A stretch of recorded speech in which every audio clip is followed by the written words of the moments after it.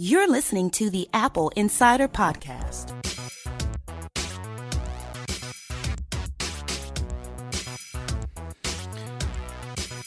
Welcome to the Apple Insider Podcast. I'm William Gallagher, and joining me is Victor Marks. Yeah, do you know, I honestly think that in all fairness, everybody should have a turn at being William Gallagher. It just seems reasonable, don't you think? It's only fair. Let's maybe put it into your US Constitution thing. That'd be good. Okay.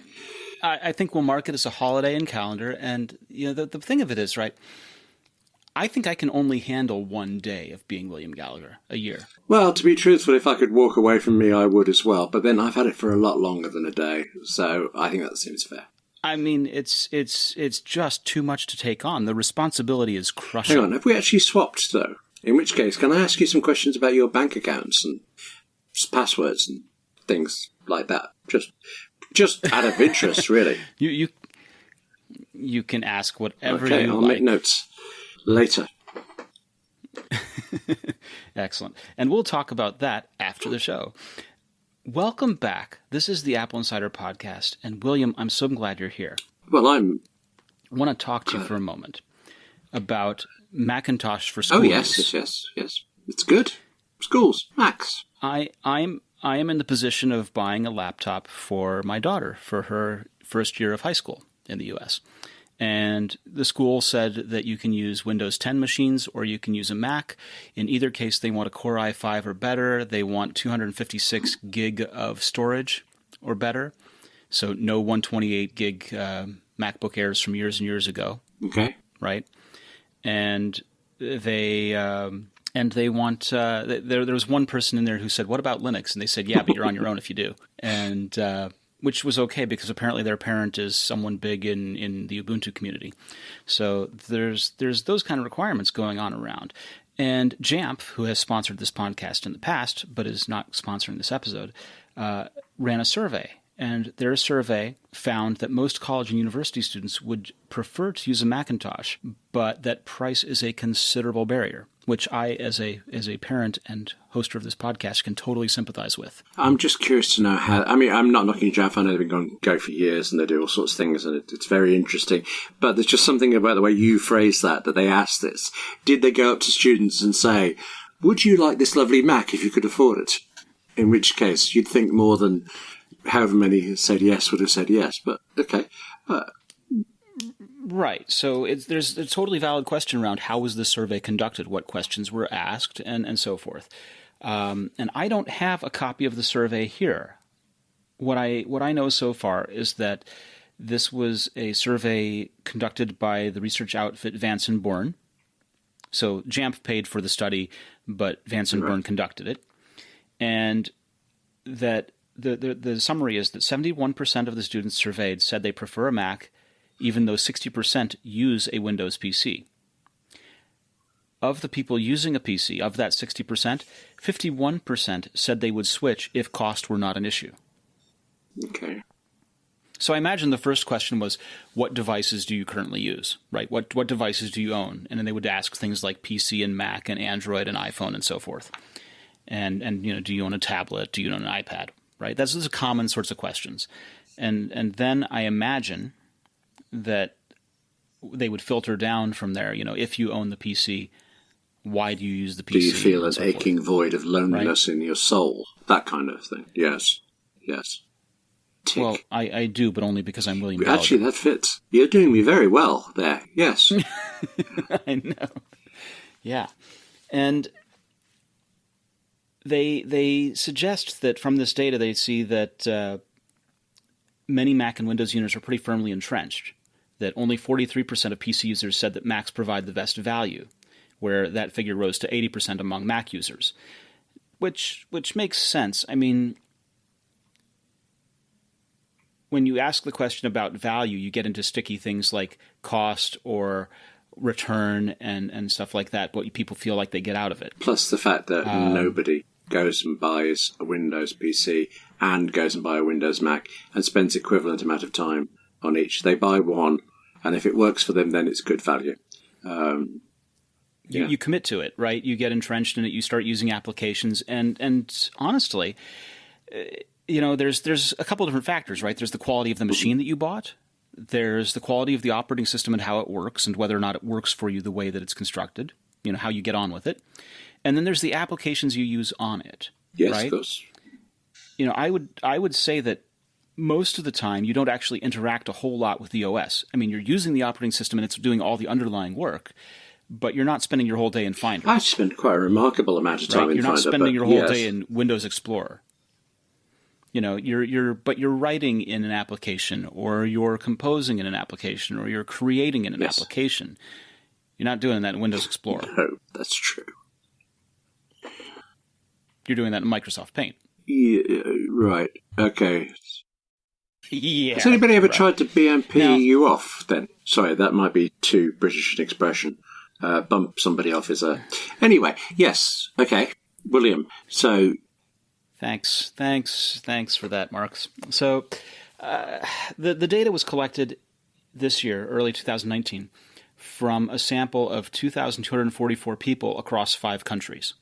Okay. Now, I don't know the distribution of the people among those 5 countries, but that tends to try and justify that this is not a small sample, that this is a reasonable sample. Okay, but I guess, is it a surprise? Any of it really? Mac gear is expensive, but once you've got past, it hurts when you're paying. Once you've paid and you've got the machine, then I think you find it's worth it. Apple would sell more to students if they could make them cheaper, but then that's a whole other issue. So. Right, but then you wind up with a problem, and one of our commenters on the website mentioned this, where you have beer money but champagne tastes. So if you buy if you bought a low Mac, which they don't even make, right? If you bought a substandardly low Mac, which was the thing that remember when the iPad was being introduced, where before that they said we aren't going to make a netbook. Everyone was clamoring for Apple to make a netbook, and Steve Jobs said we aren't going to make a netbook because we can't figure out how to make a good one, right? You can't make something that cheap and make it good and make it portable and all the things that it would have to be a good Mac. Right? So if they were able to make a low-cost Mac, would it be good enough for people to actually want? Yes, which would then undo the whole value thing if it wasn't. And I do think Apple is creative with its pricing. I think it's really, really good at charging precisely the right amount of money that's just more than you can afford, so that they milk you for it. And, well done them, I suppose. But yes, okay. Well, they have problems, and part of the problem is being able to charge the right amount so that they A, make margin and stay in business, which used to be a real concern, and B, account for fluctuating prices on the supply side of things. We used to hear all the time about how there was a storm in Korea or a storm in Taiwan, and it wiped out the factories that produce SSDs or hard drives, right, or produce RAM. And so suddenly the prices go up because it's harder to get them now that the factories are wiped out. Which suddenly seems to be over. The only problems now you get is if you're Huawei. But otherwise, everybody seems to be fine, yeah.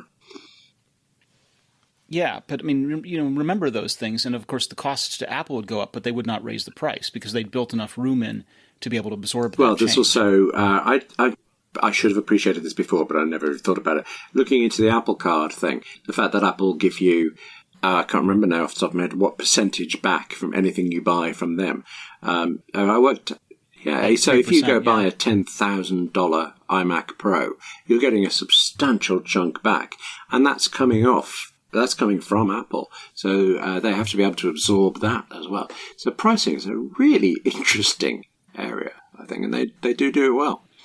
Right. And so, when you start making pricing, you construct what's called a cost calculator, basically a large spreadsheet. And the spreadsheet points out what the bill of materials cost is, what the cost is the product when you get it freight on board on a boat so that it arrives in the warehouse, the landed cost. You've had to pay customs to get it into the country kind of thing.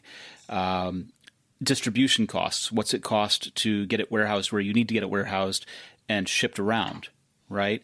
And then what's a retailer margin? What chunk does the retailer take when they sell it, right? And so you have to do all of those to figure out, here's what the thing actually costs to make, and here's what everyone else needs to be paid along the way. And at the very end is your profit margin. Well, that's a cost-plus model, isn't it? But yes, it's a standard way of doing it. How does Apple end up with very expensive things when other manufacturers can sell PCs for threepence? Well, the difference is that they, first of all, are doing some things that other manufacturers aren't doing. First of all, like how many other people are using machined out of solid billets of aluminum for laptop cases? I genuinely don't know, but yes, Apple seems to be. Rather few.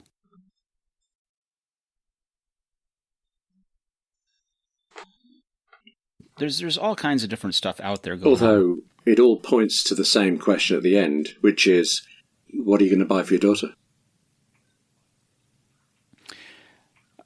Well, she doesn't know it yet, but I've already answered that. Yeah, I'm sorry. I don't follow when terms things start. So is it September that she'll be starting this, or sooner? August. Okay, so that's quite close. Which is why I had to sort this out. I'm quite impressed with the school that they gave a spec list. It's like, you'd think they'd just let you get on with it as long as you can turn up and do the work. What do they care? But they're obviously aware that a lot of the parents won't be that familiar with stuff, so they're helping them out by saying you need this, this, and this. Well, and the other issue is that the middle school had prepared a list for this kind of thing too, and the middle school favored Chromebooks over iPads. They'd allow iPads, but they weren't fond of them. And so for things that they wanted to do that required Chromebooks, they would go ahead and issue one to the iPad students for a while, kind of thing. And the high school said, nope, don't turn up with a Chromebook because our testing regime isn't prepared for Chromebook. We're prepared for having real machines and real browsers and so forth. And so turn up with a machine like this. And by the way, 128 gig need not apply. So what did I do? What did William Gallagher do? I've been very busy on it. I've been thinking about it a lot for the last minute or however long it is since you told me about this. And I think I probably did something a bit Hackintosh-like. I think I probably took the innards of a Mac Pro and a pencil case and put them together with some sort of HomeKit apparatus. How does that sound? I thought strongly about Hackintosh, and I thought about getting a Hewlett-Packard EliteBook, which are among the most compatible kind of things for that sort of thing. And when I researched it deeply, I found that there was going to be some issue with power management, that it may not be easy to get sleep or hibernate working properly. And so I decided not to do Hackintosh. Even though I went to the trouble of saying apparatus in an American pronunciation instead of apparatus, as we would say here. That took some effort, and you're just ignoring it. And it was good. It was very good of you. And I purchased a 2015 13-inch MacBook Air with 128 gig. And then separately purchased an M2 NVMe SSD drive off of Amazon, knowing full well that these are incompatible with Macs, and purchased an adapter. Oh, I see. Right. To adapt the Mac SSD slot to this SSD drive. And one of the things that's rumored to be a problem with these sort of adapted things is that they don't support Hibernate properly, which sounds a lot like the thing that I was avoiding with Hackintosh.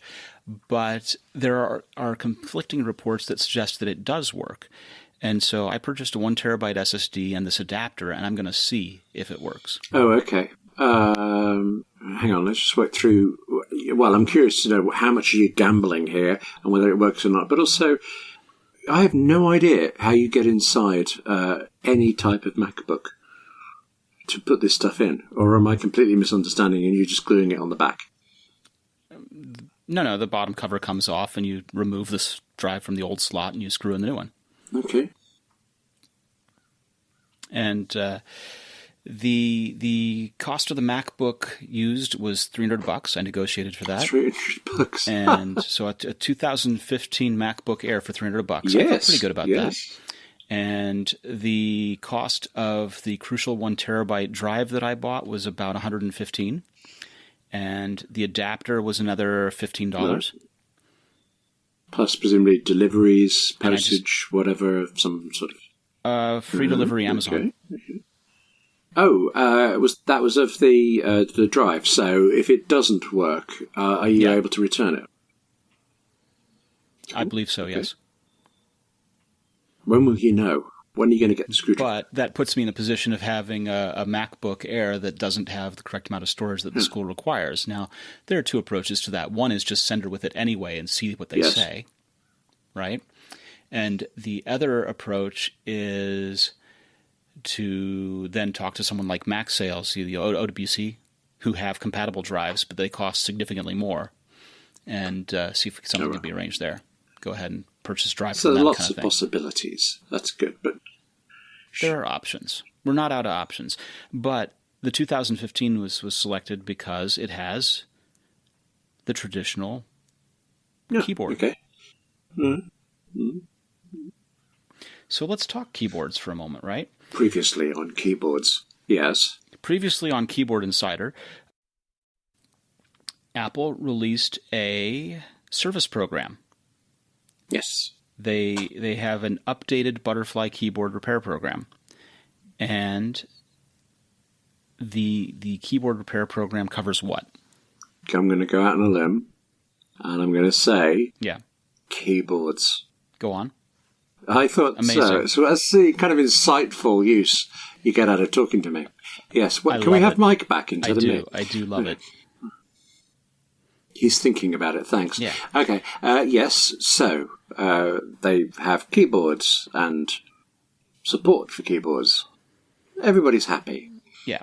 And so the keyboard program says that any of the keyboards that fail will be covered and will be upgraded to the new version if they're of the V3 form factor, right? If they're the ones that were shipped in 2018, they'll be upgraded to this new version 4 keyboard that Apple's revised. Okay, well, that seems good. That seems quite expensive for Apple, depending on how many there are and things, but okay. Right, so the new keyboard fits the 2018 MacBook Pro and the 2018 MacBook Air. Previous models get the second generation keyboard mechanism, which was better than the first generation one found in the 2015 MacBook and 2016 MacBook Pro. Those ones will still get service, but they won't get updated to the new model of keyboard that was just announced as a part of the new MacBook Pro that was announced. What's the new MacBook Pros? And we're taking till now to mention them? Okay. Well, not only are there new MacBook Pros, but the new MacBook Pros also qualify for the service program. How weird is that? Okay, that did give me pause for a moment there. I mean, we've talked about this before. I actually like the keyboards on it. I mean, there are others I prefer, but I'm quite fine working on them. I suppose I've certainly never had any problems, but I haven't used them for long enough to really feel it. And if you've got a problem, then it's kind of crucial, isn't it? So this is all good. That's what it comes down to is, if you enjoy typing on it, wonderful. If you never have a problem, brilliant, fantastic. But when you do have a problem, if you do get one, then that's sort of the end of the world for you, right? Yes. That's a real pain. Especially if typing is your livelihood. But even if it isn't, the act of typing something and having something other than you expect happen is not good. Yes, absolutely. Yeah. And, there are people who have opinions on the whole keyboard thing, like, they took something that appealed to pretty much everyone and worked for pretty much everyone and worked without a whole lot of failure and turned it into something that's polarizing. Yes, but thinner and polarizing. Give them that. Right, but if it doesn't work for ballparking it just as half the people that want a machine from you and you don't sell any other models, then what does that mean? It means you push them to PCs. Or like you did to older MacBooks. Just as an aside, can we just compliment Apple on how well their MacBooks load? Because I was away the other week doing book research. I took a 2009 MacBook with me to work on it. And I've had keyboard problems with it for years, that's why I don't use it much. But I bought an external keyboard, did all the work. It was gorgeous. 10 years old, that machine. Yeah, I have a 10-year-old one also. I just bought a power supply and a battery for it. Yeah, it was the 13-inch aluminum one that I've got there. It was the 15-inch aluminium. So there we go. I have one of those as well, but Right, it's yeah, I failed. probably would. It's all the stress on the vowels, isn't it? Yes. Okay, so we haven't actually mentioned the new MacBooks. We've talked about one bit of it, which I admit is significant. But what do you think about the new MacBooks? Do you want one? Personally, no. Personally, not especially. My thought, and this is just a suspicion, is that okay, we ran an editorial written by our own Daniel Aaron Dilger, and Daniel Aaron Dilger says that reporting about the MacBook Pro is failing at a faster rate than the Butterfly keyboard. That's a nice line. That yes. is, he thinks, he believes that the Butterfly keyboard doesn't really have a failure rate worth commenting on, but that journalists are all over this as beating the drum of Apple's dying. It's the new form of Apple is dying. Okay, because we needed a new one of those, yes. And yeah, we absolutely had to have a new one of those. I think he is kind of incorrect. You should get him on and talk about this. And the reason that I think he is a little incorrect here is that the problem is not the actual numbers that the keyboard fails in. The problem is in the perception, and if people are considering buying a machine and they read online that there are complaints about this thing, that's enough to scare them away. Yes. Yes, although it's an issue of who is perceiving what. If all journalists are going on this, but I'm not somebody who ever looks at coverage of Apple gear, I just need a machine, I'm not going to know about that, and I'm going to buy it for all the good and bad of that. You drop 1,000 pounds, you're not going to read about it first? Well, actually, possibly not. If I'm a long-term Mac user, I need a new Mac. I might go compare them in the store to see what I see, but I am not going to go get out what PC or which Windows first. Right. But if you're one of the 60% of the people surveyed in the first part of this that said they would like to switch to Mac, which you'd be reading about it first, especially if you were on a budget, and that's concerning. The perception of the problem is a real. It makes it a real problem. I agree that this is the problem.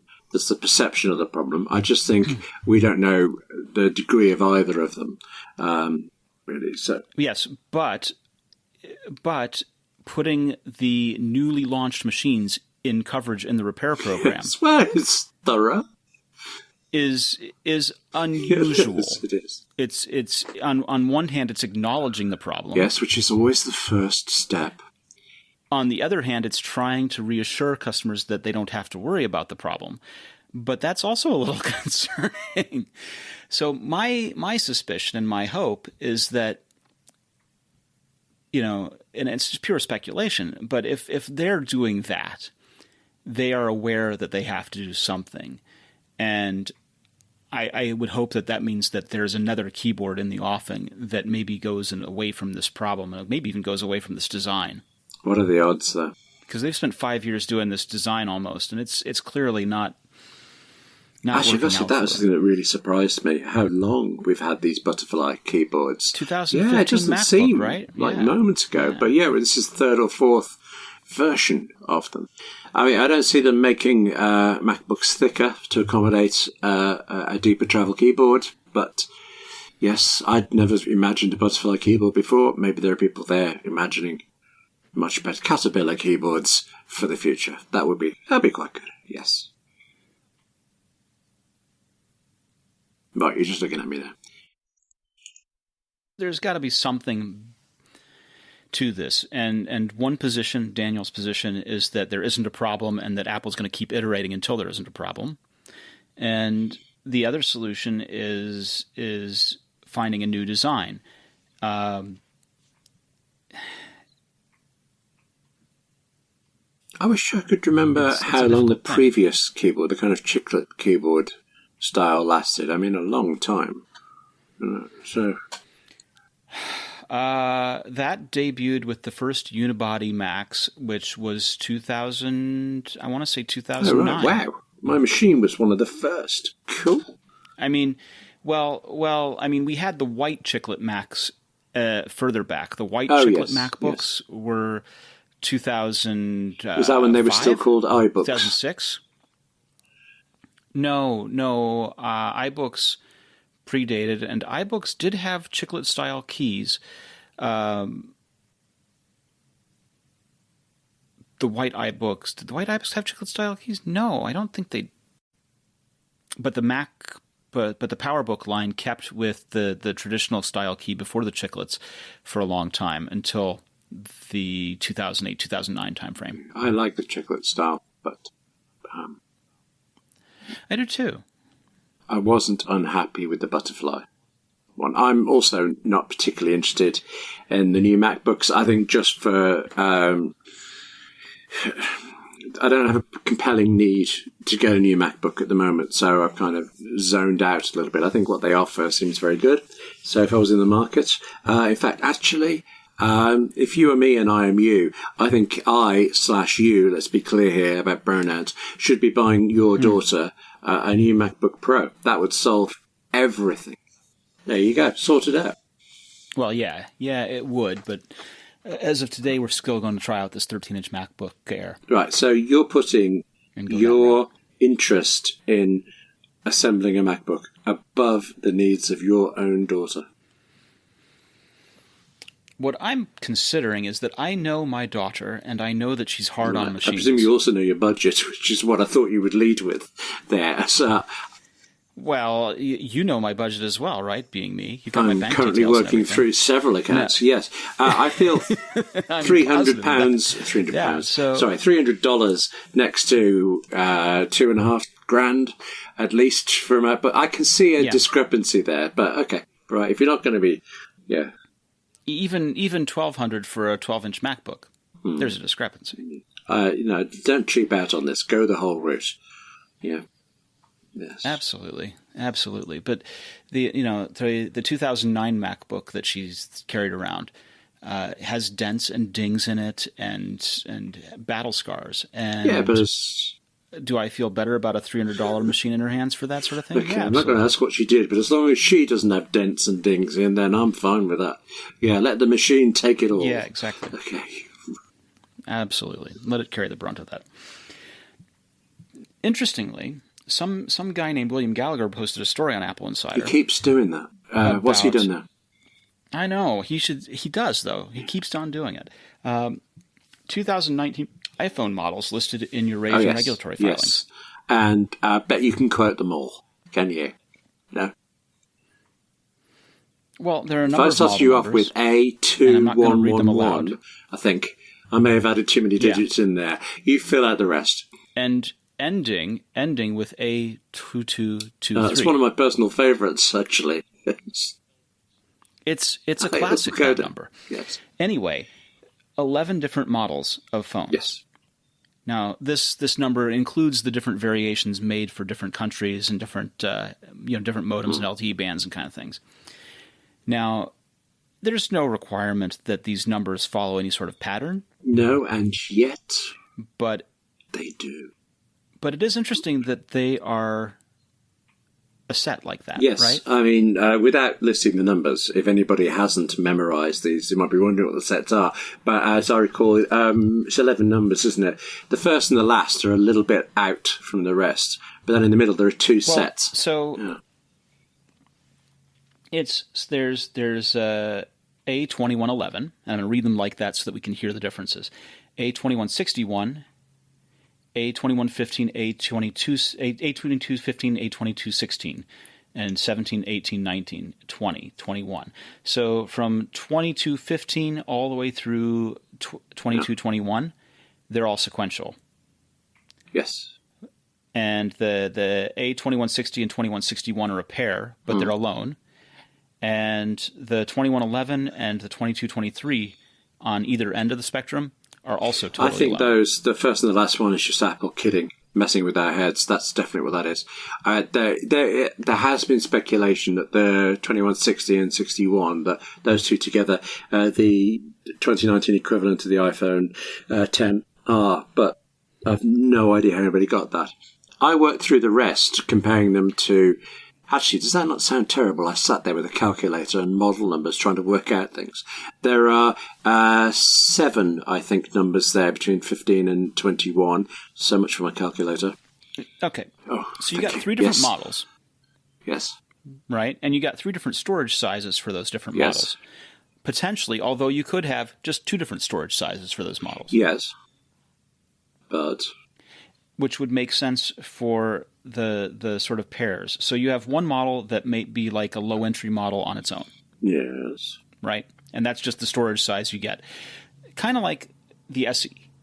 Like, you need a cheap phone, you need an iPhone SE, here's your phone, and it comes in that storage size. And there's your price. So that's one way you could have one model number at the low end of this range of numbers, presuming, and it's a presumption, that these numbers correspond to higher low-end pricing. Yes, it's a reasonable assumption, but it is an assumption. And then you got a pair, which could be the same model of phone, but with different storage sizes. And then you've got this 1, 2, 3, 4, 5, 6, 7 different numbers that are sequential. So 7 numbers is a bit weird because you can't just divide them in half and say, okay, there are 2 models there, and you get 2 types of storage each. Do it. But also we've totally thrown out the idea that there are variances in the modem is equipped for different carriers and for different regions. The dual SIM business, it's just physical dual SIM, and the dual SIM business, and it's just all too complex. Yes, I would also like to point out that as well, I mean, we know that these are iPhones because it actually says in the billing. Sorry, we didn't say this. In the Eurasia, there are certain types of machinery that have to be registered, legal requirements with the Eurasian Economic Commission. That's what these are for. And very often it's just the numbers and Apple, but this time it does say every one of them is, quotes, smartphones of the trademark Apple. So we know they're iPhones. But beyond that, I sometimes wonder about these numbers because there was a case last year, towards the end of last year, when it looked absolutely certain there would be, I think it was 4 new Macs come out. And I think we probably had them by now, but we didn't get them when we expected. So who knows when these things are. This also seems a bit early, actually. But, right. Well, they're placeholders, and they have to be tested and so forth. And so, it's a thing. Interesting. But nothing says exactly when the thing about the iPhone is that Macs can come whenever they want to release a Mac. An iPhone, you tend to know when they're going to get released. Yes, they have changed that in the past, but from moving from June or July, I can't remember now, to a September time. But originally June 29th to the fall, September, that was November. The barren, long wait year. I remember it well. It was. It was. Yeah. Well, I'll tell you what. What we know so far, what we expect so far, is that the 2019 iPhone is expected to have a triple camera system, a super wide lens, an improved front-facing camera, and that the antenna technology is changing. What's the stuff with the antenna technology? So there are different types of antennae materials in use, and that the antenna that are currently used in 10S and 10S Max and 10R is really quite expensive. And so it looks like for 2019 we're going to change to a different material, different process, which has more suppliers, which will help bring the price down. And then in 2020 or so, when we start doing 5G, that by that time the more expensive material will have come down in price and be used for the 5G antenna. The price coming down for Apple or for us? Yeah, okay. Because I was worried about them there. But yes. No. Price coming down for Apple. This is totally relevant, but it fascinates me how, as the world is becoming seemingly very polarized, politically, culturally, all sorts of things, the machines we rely on are so intertwined across the entire planet. It's just fascinating. I mean, look at Huawei. Problems for them.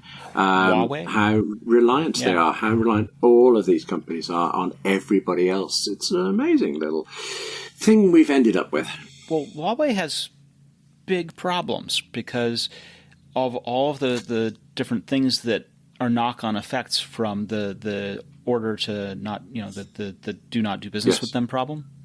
So Android revoked the license. Google revoked the Android license to Huawei, which means now they're going to have to find a different operating system to ship and that their customers would be interested in using.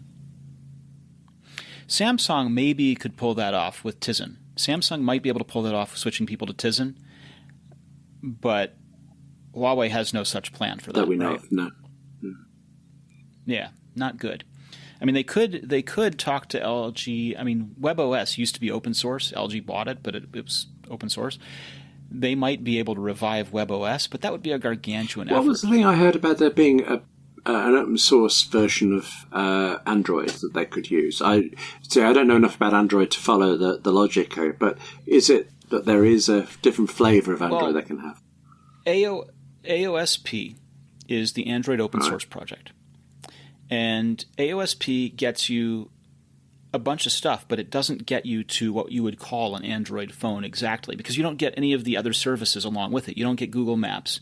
You don't get the Google Play Store.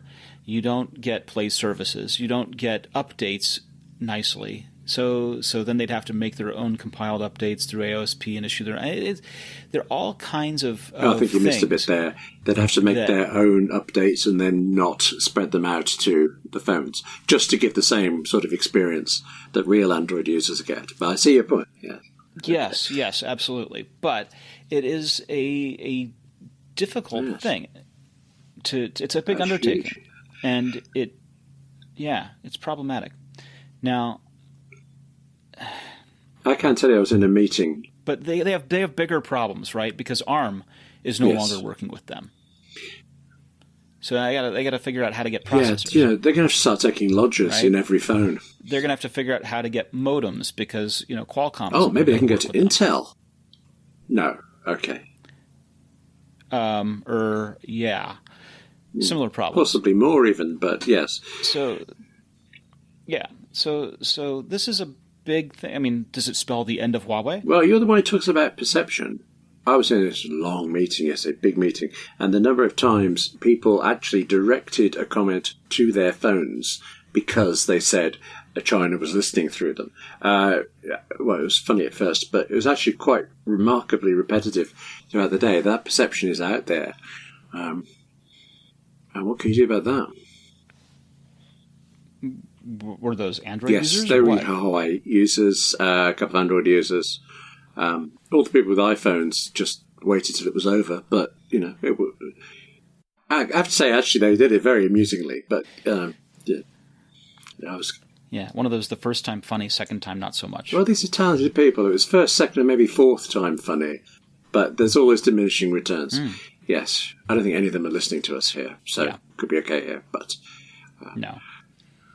It's just you, me, and 20,000 of our closest friends. Cool. No, it's just the three of us, isn't it? I'm very happy for just that. Just the three of us, chatting away. It is. I feel sorry for Huawei. I mean, if they are doing what they're accused of, then this is obviously good that it's being stopped. But, who knows? What's technology? What's politics? And I find it disturbing that a company can be dismembered like this remotely. What if it was my company? What if somebody managed to do it to Apple? True. Very true. Now, we talked in the past about how rural telecoms use Huawei and ZTE gear to power their telecommunications networks. And the UK is looking to do it, use them for stuff, yes. Yeah. Well, Vodafone is launching 5G using Huawei gear. Okay. So there is a proposed U.S. Senate bill that would set aside $700 million to rural telecoms in order to tell them, help them avoid Huawei gear, basically subsidizing the purchase of competitive products. All right, so there are competitive projects. There are competing products if you're a Huawei customer of that scale. It's just Huawei stuffed. Yeah. Okay. Right. I mean, it's a price problem. A lot like we were talking about with that Jamf survey, right? Windows users would love to afford Mac, but can't. Well, rural telecoms aren't exactly rolling in money. So who would they buy? If Jamf surveyed them, who would they say they would rather be buying? That's a good question. That's a very good question. I mean, you'd think it'd be things like Cisco and Qualcomm stuff. Okay, but presumably the Senate bill hasn't specified that because... Well, the bill is not law. It's not regulation yet. It's just simply a proposal at this point. Speaking of security and flaws and exposing user information, right? A security researcher discovered a flaw in Instagram's website. Oh, well, at least it isn't Facebook. I know. I couldn't resist that. Instagram, property of Facebook, Yes, so in a surprise move, what's gone wrong with them? left user contact information exposed for months. Oh? So Months. my photographs of sunsets have been exposed to hackers the world over. Right. So David Steyer, a data scientist and business consultant, discovered earlier this year an issue with Instagram's website in which source code for some user profiles contained private contact information that's not made available on public-facing pages. Ouch. So Okay. he showed archived version of Instagram profiles dating back to October 2018, believes thousands of accounts were impacted by the flaw, including pages belonging to private individuals who have locked their accounts, right? Private individuals, minors, and businesses. Sorry, minors. Minors. Isn't there an age There are- limit on Instagram the way there is on Facebook and things? There are tons of minors on Instagram. Okay. Yeah. Facebook doesn't care. Facebook has signed up minors for Facebook, and when there were people spending in-app currency in Facebook games and parents complained, how did you let my kid spend all this money? They, in private documentation behind the scenes, referred to the kid as a whale, which is the term that you refer to a person with a gambling problem in Vegas, Wow. Okay. and said, we're not refunding the money, which it's illegal. The kid is not allowed to spend the money like that. Facebook doesn't care. Law, it's whatever Facebook can get away with. Well, that seems to be the state of the world anyway at the moment. But okay, yes. Okay. Yeah. So Instagram exposed this information. The researcher informed Instagram of the problem in February. The company issued a patch in March. But the reason why it's news now is that it was open for so long, it presented a prime opportunity to collect sensitive information on people. And there's a guess that bad actors were able to create a database of user contact information by scraping Instagram's website during that 4-month period. A report on Monday revealed an unsecured database maintained by Indian social media marketing firm Chatterbox leaked personal contact information tied to millions of Instagram influencer accounts, including users not even affiliated with that company. So that database has 49 million records, and it's a figure that's continuing to grow until the list was pulled from Amazon Web Services that day. So Chatterbox said that that the information it gathered was not private, nor was it sourced unethically, which leads back to the idea of just scraping the web. Now, Instagram's terms of use prohibit profile scraping, but Chatterbox hasn't clarified exactly how they obtained that data that was not easily available to general users. So Instagram, for their part, says they're investigating Steyer's report and the Chatterbox database. On the positive side, Chatterbox is a good name. I bet they take out various letters, don't they? Take out the vowels and shoot them. They have disemboweled it for you, yes. Disemboweled, what a brilliant phrase. Oh, I'm having that. You like that? Yes, Huh? excellent. And Yeah. since you're me, for some reason that I've actually not fully comprehended yet, I thought of that. So thank you very much, me. I'm having that. Yeah. Well done, you. Well done, me. I'm impressed. One of those things. Right. Tell me about WWDC. It's this big thing Apple does every year. And Tim Cook comes out and says, "Good morning." And that wasn't a very good impersonation of anybody. And no one goes there Really? because it's too popular, right? No. Okay. Yeah, it's nearly impossible to get a ticket. But the 2019 schedule has revealed that something called Replay Kit will be coming to macOS later this year. No, let me stop you there. I thought I knew all of the kits. I haven't studied it like we do product numbers and in regulatory filings. But I had honestly never heard of Replay Kit before this week. Is that just my ignorance, or is it, not very well known? What's it do, actually? Well, I mean, it's a good question. Do you know what it does? Not a clue. Okay. Should we just make up something between us? Absolutely. Okay. It's probably a misspelling of reply. It does emails automatically. It's Reply Kit. That's what everybody's just getting wrong. Yeah, it's a framework for emails. Well done, William. Do I get points for No. speed, at least? Okay, it's something to do with You screens, do. isn't it? I presume recording something or playing back something. Right. So the concept is that it allows iOS users record and share content via Control Center. So when you go ahead and make a screen sharing movie kind of Oh, thing, right. That's what that is. you're using a replay kit under the covers. Oh, I have used that feature. It's really useful. So what if you now make that available to other applications? And furthermore, what if you make that available back on Mac OS? Sorry, do you mean the facility, the ability to record? And to incorporate that into applications. Okay. Make it available to other people, right? Yeah, except QuickTime Player on the Mac can already do screen grabs and things like that. QuickTime Player's dead, William. Oh. Hadn't been touched in ages. It's a dead duck. Oh. I use it. I know. It's actually a very good audio recorder, but, I know. But, so that's what's going on, is that there is a session that Stephen Troughton Smith pointed out on Twitter for Mac OS, iOS, and tvOS with as a replay kit lab. Mm. There's also a session on exploring new data representations in HealthKit, which claims to teach people about, or supposes to teach people about modern storage for high-frequency health data types, accessing beat-to-beat heart rate data, and how to sort of bring in an entire new dimension of health to your users with new support for hearing health. It's fair. I was just thinking as you said that, all of this is going on. Whenever anybody asks about WWDC or mentions it, what they tend to be talking about is the opening 2 hours or whatever it is. Right, but it's the whole the week. keynote with product stuff. I might only have access to this because I'm a developer, but a lot of the sessions for the rest of the week are filmed and at some point do go out on the developer website. I don't know if that's commonly available elsewhere, but some of them are really, really interesting about the most minute parts of Apple software and deeply appreciate. And then, you see proper developers using their stuff in their apps and things. So the whole week is going to be just a boom full of things to enjoy later.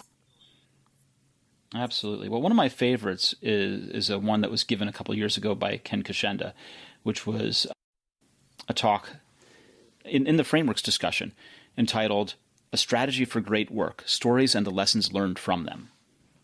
Okay. And I really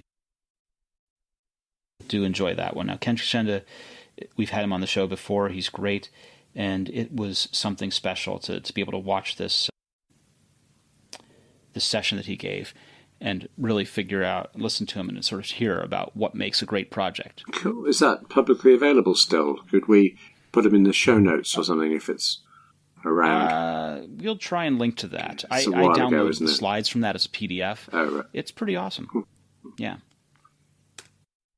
Actually, that's a thought. Sorry, I'm just thinking about software developers. There's a podcast devoted to Omni, made by the Omni Group, who do Omni Focus, Omni Outline and stuff, and just terribly entertaining podcast. And I seem to remember somebody on there talking about how the whole company works really hard to get all its big software updates finished and shipped just before WWDC, so they can kind of clear the decks and either enjoy everything Apple gives them or panic about what Apple's taken away.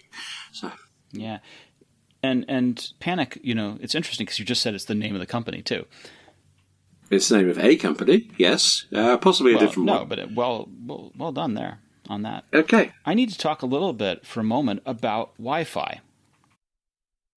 cool. You upgrade your smartphone, your TV, and your laptop, but when's the last time you upgraded your home Wi-Fi? Oh, goodness me. I'm actually looking at it now, but it's a lot of years since I even thought about it before. Well, the future of Wi-Fi is here. It's time to welcome Wi-Fi 6. The Netgear Nighthawk Wi-Fi 6 router gives you ultra-fast speeds and wider coverage throughout your home, and it's the biggest revolution in Wi-Fi ever. You get 4 times the capacity compared to today's Wi-Fi, which means you can connect more devices, stream simultaneously, without impacting Wi-Fi speed and reliability. The devices today and tomorrow demand more.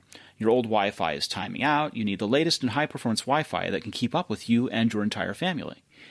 If you stream your shows on services like Netflix or Hulu, the newest line of high-performance routers from Netgear will eliminate buffering and let you stream smoothly, even in 4K. It's like giving your streaming the VIP treatment, really. If you game online, lag will be a thing of the past. Turn your Wi-Fi up to 6 with a Nighthawk Wi-Fi 6 router. Check it out today at netgear.com/Wi-Fi6. That's netgear.com/Wi-Fi and the number 6. And I've begun using a Netgear Nighthawk AX12 router, which is one of these Wi-Fi 6 routers. And I'm going to tell you in future episodes what I think of the thing. But it is a fantastic. It looks like a little bat wing kind of thing. It's a really interestingly shaped router, and it seems to be super powerful. Hang on, can we just back over here? Why aren't you going to tell us now? Is that just mean? Yes. Okay, fair enough. Well, as long as there's a reason. Okay. Yeah. Absolutely. That's exactly what it is. Now, you mentioned Panic a second ago, and I want to talk about Panic because they announced, of all things, a handheld game station, game computer. Yes. Did you see that? Yeah, I think we've covered this before. I'm so not a gamer. I'm aware of it, but I'm never going to use it, so it's going to pass me by. Panic, I know for very different pieces of software, like Transmit it's theirs and stuff, and now they're doing some sort of Nintendo-like thing or something. Well, don't say that so disparagingly. Well, they years ago, Steve Jobs said something to the effect of, people who want to make good software should make hardware, something like this. And I know I'm mangling the quote, but it was something to that effect. You remember, right? Yes, absolutely. It was a good point. Okay, so they took it on board. Okay. They said in a Twitter post that they realized that they don't have any stockholders. They own their own company. The only thing holding them back from doing something is themselves. Excellent. Oh, I like that. Okay. Yes. And so they've made numerous applications. Yes. Why shouldn't they make hardware? That's great. Oh, well, good luck to them for that. I like it. Yes. Right. And so they made this game system, and the game system is interesting. It's got a traditional D-pad kind of thing. It's got some buttons. It's got a hand crank on the side. Hand crank? Yeah, they partnered with with Teenage Engineering, who make synthesizers, and Teenage Engineering, when they were working on this thing, said it should have a hand crank, and so it has a hand crank on the side. Of course it does. Well, is this so no battery power or something? Is it a clockwork? No, it doesn't even do that. It's a part of the game's controller. Oh, I see. Oh, okay. Right. When you enter your Wi-Fi password, you use the crank to cycle through the alphabet. Okay. Right? It's got a monochrome screen, which is actually more expensive to use than an OLED. So it's a bizarre thing that way. And they're charging $150 for it. And the way that it works is that for your $150, you get games throughout the year with it. You get it's like a subscription to a season's worth of games. And so you don't know when the release dates are, but you just wake up one morning and all of a sudden you've got a new game. Surprise and delight. Is this going to be like Apple's new music or favorite music mix where you're just really enjoying it and they replace it all and you can't get back the old one? No, they don't replace it. They add to it. Oh, there you go then. This is what we want. All right. Yeah. Yeah. But what sort of game? Will I understand what sort of games they are? Unclear yet to me exactly what the games are. I haven't dug deeply enough into it yet. But I'm excited for them because, first of all, making hardware is hard. Second of all, at the scale and quantities that they're making it in, 150 is not unreasonable. I mean, it costs that. It costs money to make hardware. And this is a big undertaking. This is not a small project. Trying to ship something like that is very cool. A lot of people make hardware by saying, you know what, let's go make something. And they take an Android phone that's a couple years out of date and they load some software on it and then they respin that in a new enclosure and they call it new hardware. And that's one way of doing it. But this was engineered from the ground up and they should be proud. Yes. I'm really pleased with that, actually. I mean, I'm glad you told me. It genuinely went past because it's a gaming thing. But that's, I make you smile. Kind of thing. Good on them. No, they really should be proud. And the games, because they're using a D-pad and a hand crank and stuff, are going to be games. I mean, this is not Assassin's Creed for PlayDate monochrome screen with a hand crank to control Assassin's Creed. This is not AAA gaming kind of stuff like that. These are games that are going to have fun, surprising mechanics that just make you smile. What's a D-pad, if you don't mind me asking what I imagine is a very obvious question? Okay, so you know how you'll have the four-way control for up, down, left, right, or up, down, left, right with center button kind of select thing? Oh, yeah. So D-pad is commonly the 5 thing, the up, down, left, right, center. I think what they're using is probably a 4-direction control with 2 or more buttons off to the right of that. But then it's just called a D-pad to mess with my head. It's just the directional pad. Oh, I see. Oh, okay. Right. That makes sense. Cool. Well, the things you learn. Yep. Are you going to get one, do you know? Man, if I had budget, I just spent money on a MacBook Air. That's true. And Christmas is quite a long way away. It is. But I am so excited for Panic. They deserve every bit of good attention they get for this. They are doing something really nice here. Excellent. Gosh, William, is there anything else you'd like to talk about today? Yes. How did you miss that FileMaker Pro 18 dropped this week? Well, I don't know. You're not a FileMaker user. Well, I used to be. I mean, I was big from FileMaker 7 all the way through FileMaker 12. Oh, right. I think it was 8 or 9 that I joined in. Yes. Yeah, and I ran FileMaker servers. I had FileMaker Pro server going on so that I could run whole systems using that. And the truth is I miss having server. I could use a good license for FileMaker 12 server. But don't quote me on prices because it's actually now really complicated working out the prices. But approximately $15 a month will get it to you, or around $540 to buy it outright. That's the standalone version, though. You need servers. Yes, it starts getting messy. But I love FileMaker. Database program. I actually run parts of my company entirely on FileMaker. I used to work at BBC Worldwide, the commercial end of the BBC, and I was astonished how much of that ran on FileMaker Pro databases. Great. What I wish, I mean, FileMaker has a facility in it where it can talk to MySQL databases. I wish that there were an interface as good as FileMaker and Bento. Remember Bento? Oh, yes, Bento. I wish Bento came back, and I wish FileMaker, and I wish they talked to a range of databases like Cassandra and MySQL and things like that, because then I feel like we'd have sort of the best of all worlds in terms of compatibility and maintenance. And I don't know that FileMaker doesn't talk to that. I haven't actually heard of Cassandra before even, so obviously not an expert on this bit, but give it a look. You never know. It can connect to all sorts of things. Yeah. Anyway, new version came out this year. Strictly speaking, FileMaker still does an annual release, but actually it's moved towards a continuous update thing. So I wouldn't have said this one has anything massive, no one single feature that makes it a must-buy if you've already got version 17. But there's so many tiny little bits that make you, ooh! You know, the more you use FileMaker, the more pleased you'll be with what they've added and fixed in this. So, yay for FileMaker. Absolutely. Absolutely. Cool. Well, that brings us to the end of a perfectly good episode of the Apple Insider podcast. Please email me at william@appleinsider.com. They can email you at victor@appleinsider.com. Where can we find you on the internet? Probably consulting my lawyers about this whole identity theft thing. That's really it. Otherwise, at W. Gallagher on Twitter. And I am at the end of william@williamgallagher.com. Excuse me, I'm not actually. That doesn't exist.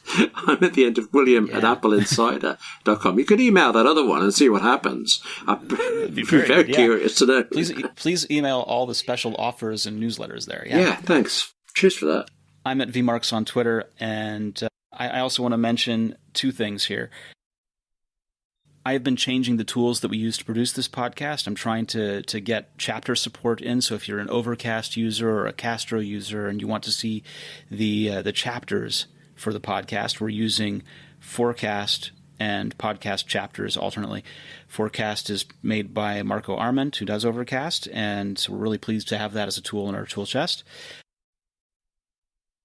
The Scout Tech podcast is on iTunes and anchor.fm/ScoutTech. Check it out. It's interesting. We've got a couple episodes going up there. And that's the stuff. we should close out by saying thank you to Netgear. When's the last time you upgraded your home Wi-Fi? Turn your Wi-Fi up a notch with Netgear's new line of Nighthawk Wi-Fi 6 routers. Whether you're gaming online or watching Netflix in 4K, it's like giving your streaming the VIP treatment. You'll enjoy buffer-free streaming and zero lag no matter how many devices are connected to your network. Upgrade your router at netgear.com/Wi-Fi6. Make your Wi-Fi feel young again. Man, we should all feel so young.